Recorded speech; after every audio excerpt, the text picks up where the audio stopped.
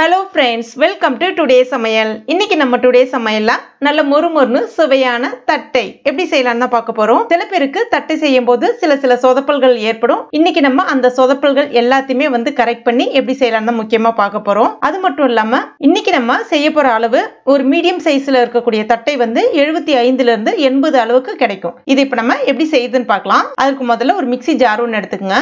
இப்போ இதல ஒரு 12 வரமிளகா போல சேர்த்துக்கங்க. காரத்துக்கு ஏத்தவாறு இது நீங்க கூடவோ குறைக்கவோ அட்ஜஸ்ட் பண்ணிக்கலாம். இது காரம் சரியா இருக்கும். கூடவே 10 பல் அளவுக்கு பூண்டு தோலோட எடுத்துக்கங்க. இப்போ இதுல தேவையான அளவுக்கு தண்ணி சேர்த்துட்டு நல்லா நைஸா அரைச்சு எடுத்துக்கங்க. இப்ப பாருங்க இந்த மாதிரி சில பேர் தட்டை செய்யும் போது மிளகாய் பொடி சேர்த்து செய்வாங்க. அந்த மாதிரி செய்யறதை விட இப்படி மிளகாய் பூண்டை அரைச்சிட்டு சேர்த்து பாருங்க. நல்ல மணமாவும் இருக்கும், சுவையாவும் இருக்கும்.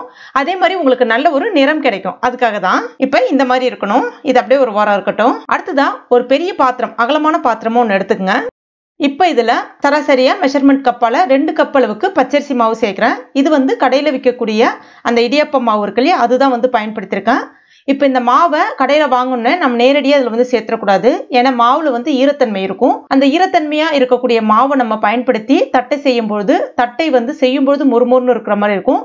கொஞ்சம் நேரம் ஆக ஆக நமுத்து போன மாதிரி, அதாவது வதவதுன்னு ஆன மாதிரி ஆயிடும். அதனால என்ன பண்ணணும்னா மாவை கடாயில கொஞ்சம் கொஞ்சமா சேர்த்துட்டு மிதமான தீயில வச்சுட்டு வறுத்துக்குங்க. அதாவது ஒரு 5 நிமிஷத்துக்கு அந்த மாவு கொஞ்சம் நல்லா சூடேறினா மட்டும் போதும். இப்ப மாவை கொஞ்சமா எடுத்துட்டு தரையில இந்த மாதிரி லைட்டை விட்டு பாத்தீங்கன்னா உங்களுக்கு கோலம் போடும்போது பாத்தீங்கன்னா நீட்டா அழகா வரும் இல்லையா, அந்த மாதிரி நடுவுல கேப் இல்லாம நீட்டா அழகா வந்துச்சுன்னா மாவு சரியான பதத்துல இருக்குன்னு அர்த்தம். இப்ப இந்த மாவை நல்லா ஆற வச்சுட்டு ஒரு மிக்சிங் பவுல்ல சேர்த்துக்குங்க. இப்ப நான் அப்படிதான் சேர்த்திருக்கேன்.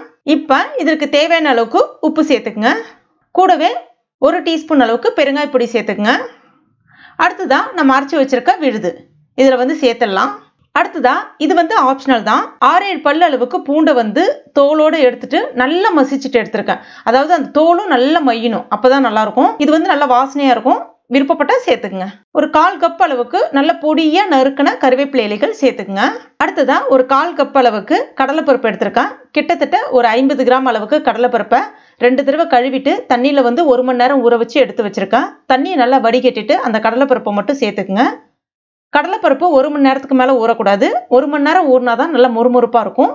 இப்போ இதையும் இது கூட சேர்த்துக்கலாம். நான் சொல்றது எல்லாமே ஒரு சின்ன டிப் தான். கரெக்டா ஃபாலோ பண்ணி பண்ணீங்கன்னா உங்க வீட்லயும் தட்டை ரொம்ப அருமையா வரும். இப்போ எல்லாத்தையுமே நல்லா ஒரு முறை கலந்து விட்டுங்க.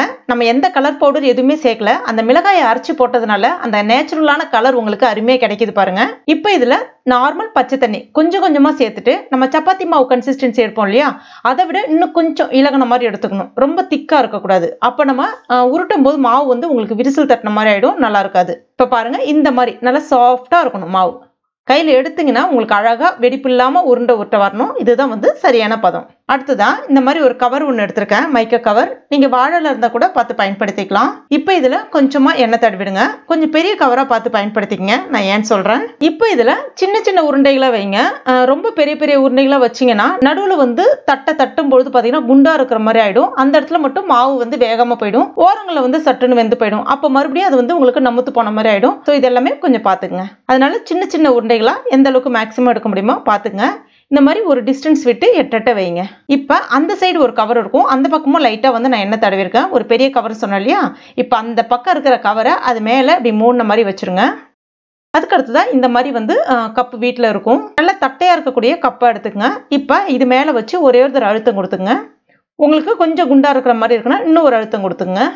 ஸோ அந்த கப்பை வச்சே நீங்கள் ஒரு வட்ட வடிவில் லைட்டாக தேய்ச்சிங்கனாலே போதும். உங்களுக்கு நல்ல ஒரு ரவுண்ட் ஷேப்பும் கிடைக்கும். இல்லை அப்படின்னா உங்களுடைய கையை பயன்படுத்தியும் ஒரு வட்ட வடிவில் இப்படி தேய்க்கிற மாதிரி தேய்ச்சிக்கலாம். ஓரங்களில் லைட்டாக சின்ன வெடிப்பு இருக்கிற மாதிரி இருந்துச்சுன்னா கையால் இப்படி லைட்டாக அப்படி கவர் மேலே வச்சு தடவி விட்டிங்கனாலே அந்த வெடிப்பு உங்களுக்கு மூடிடும். அவ்வளோதான், ஒரு பர்ஃபெக்டான தட்டை ரெடி பண்ணியிருக்கோம். அதாவது அழகாக தட்டியிருக்கோம். நடுவில் குண்டா இல்லாத மாதிரி பார்த்துக்குங்க. மேல ஃபோக் வச்சு லைட்டா இந்த மாதிரி குத்தி விடுறதா இருந்தாலும் குத்தி விட்டுக்கலாம். அந்த மாதிரி குத்தி விடும்போது உங்களுக்கு தட்டை எண்ணெய் குடிக்காம இருக்கும். முக்கியமா அந்த டிப் இது ஃபாலோ பண்ணிக்கங்க. லைட்டா குத்தி விடுங்க. அதுக்கப்புறமா இந்த மாதிரி எடுத்தீங்கன்னா ரொம்ப அழகா நல்ல மெலிசா வருது பாருங்க, உடையாம வருது பாருங்க. ஸோ பர்ஃபெக்டா வரும். அதுக்கு அடுத்து இது நம்ம எண்ணெயில போட வேண்டியதான். எண்ணெயில போடும்போது கொஞ்சம் கவனமா போடணும். ஏன்னா வந்து எண்ணெய் வந்து மிதமான சூட்டில் இருக்கணும். எந்த பலகாரம் செய்தாலும் சரி எண்ணெய் வந்து மிதமான சூட்டில் வச்சு நிதானமாக பண்ணீங்கன்னா ரொம்ப அருமையாக பர்ஃபெக்டாக வரும். ஸ்டவ்வும் மீடியம் ஃப்ளேமில் வச்சுருக்கேன். ஒன்றா சேர்த்துடலாம். ஒரு 2-3 சேர்த்தா மட்டும் போதும். சைடில் அந்த மாதிரி நம்ம உருட்டிகிட்டே இருக்கலாம். ஒரு பக்கம் போட்டுக்கிட்டே இருக்கலாம். லைட்டாக இந்த மாதிரி மேலே எலும்பி வர்ற மாதிரி இருக்கும். அப்போ வந்து திருப்பி போட்டுக்குங்க. அதாவது உப்பி வராது, ஜஸ்ட் மேலே எலும்பி வரும். அடிப்பக்கம் மட்டும் வெந்து வரும், மேல் பக்கம் வேகாத மாதிரி இருக்கும். அதனால திருப்பி போட்டுக்கணும். இப்போ எல்லா பக்கமும் நல்லா சிவந்திருக்கு. அதே சமயத்தில் அந்த ஈர சலசலப்பு எல்லாமே அடங்கின பிறகு எடுத்தீங்கன்னா தான் தட்டை வந்து உங்களுக்கு 20 நாள் 30 நாள் ஆனாலும் நல்ல மொறு கிறிஸ்பியா சூப்பரா இருக்கும். இப்போ இது நல்லா எண்ணெய் வடிகட்டிட்டு எடுத்துக்கங்க. இப்போ சைடுல நீங்க 1 by 1 கூட நீங்க போறதா இருந்தாலும் போட்டுக்கலாம். ஒரு பக்கம் 2 தட்டை வேகுதுன்னா அடுத்த 2 தட்டை வந்து ஃப்ரெஷ்ஷா போட்டுக்கலாம். ஸோ இந்த மாதிரி அடுத்தடுத்த பேட்ச் வந்து நீங்க சீக்கிரம் போட்டுக்கலாம். அவ்வளவுதான், பர்ஃபெக்டான தட்டை சூப்பரா ரெடி ஆயிடுச்சு பாருங்க. இதே வந்து புழுங்கல் அரிசியில மாவை வந்து அரைச்சு போடுறதும் இருக்கு. அது ஏற்கனவே நம்மளுடைய சேனல்ல இருக்கு, வேணும்னா நீங்க செக் பண்ணி போய் பாத்துங்க. இது வந்து கடையில கிடைக்கக்கூடிய இன்ஸ்டன்ட் மாவை வச்சு நம்ம தட்டை ரெடி பண்ணிருக்கோம். இந்த 1/2 கிலோ மாவுல கிட்டத்தட்ட 75 இருந்து 80 தட்டை போல கிடைக்கும் உங்களுக்கு. நீங்களும் உங்க வீட்ல ட்ரை பண்ணிட்டு மறக்காம எனக்கு கமெண்ட் பண்ணுங்க. இந்த வீடியோ பிடிச்சிருந்தா லைக் பண்ணுங்க. உங்க நண்பர்கள் மற்றும் ஃபேமிலி மெம்பர்ஸ் கூட மறக்காம ஷேர் பண்ணுங்க. மேலும் இது போன்ற டேஸ்டி ரெசிபிகளுக்கு நம்ம டுடே சமையலை இது வரைக்கும் நீங்க சப்ஸ்கிரைப் பண்ணாத நண்பர்களா இருந்தீங்கன்னா உடனே சப்ஸ்கிரைப் பண்ணிங்க. கூடவே மறக்காம அந்த பெல் நோட்டிஃபிகேஷன் சிம்லையும் பிரஸ் பண்ணுங்க. தேங்க்யூ.